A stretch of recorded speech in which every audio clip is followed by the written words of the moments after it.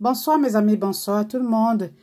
Alors aujourd'hui, je vais parler du mal-être causé justement par la dévalorisation et spécialement de la dévalorisation par les parents. Et là, je vais prendre un sujet dans mon livre 31 lettres à maman, voilà, que beaucoup d'entre vous connaissent déjà. Et je vais prendre la lettre numéro 10, voilà, c'est la lettre de Lucia, qui dit, le titre c'est « Maman, toi qui n'as jamais su voir en moi quelque chose de positif ». Voilà. Plus que vous ne le pensez, il y a un grand nombre de personnes, des personnes justement, qui aujourd'hui sont dans des états de mal-être simplement parce que les parents n'ont jamais vu en eux quelque chose de positif. Et aujourd'hui, ces personnes sont dans des états de mal-être, de dépression, de manque de confiance en eux. C'est de ça que je suis en train de parler aujourd'hui, en démontrant justement avec cette lettre numéro 10 de mon livre 31 lettres à maman. Que voilà. Je vais juste lire quelques phrases justement de cette lettre de Lucie, de cette lettre de Lucie justement. Et je commence par le début, hein.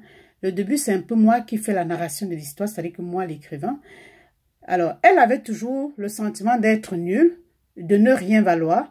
Elle avait un manque de confiance en elle que j'avais rarement vu.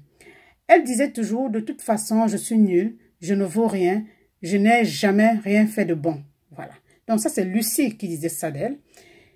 Et moi, donc, la personne qui écrit, je cherchais depuis quelque temps à comprendre pourquoi elle avait une idée si négative d'elle et de tout ce qu'elle pouvait accomplir. Alors, je décidai de la convoquer afin de discuter avec elle. Qui avait besoin d'aide, j'en étais convaincue. Voilà, donc j'étais convaincue que Lucie avait besoin d'aide.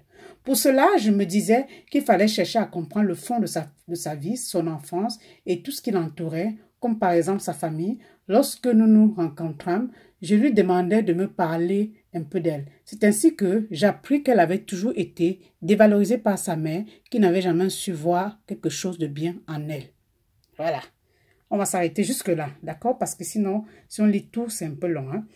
Bref, c'était juste pour essayer d'expliquer que quand je parle tout le temps de dévalorisation, de l'impact de la dévalorisation sur un enfant et des conséquences, voilà, de la dévalorisation sur un enfant qui pouvait conduire jusqu'à la dépression, au mal-être, voire même jusqu'à la dépression.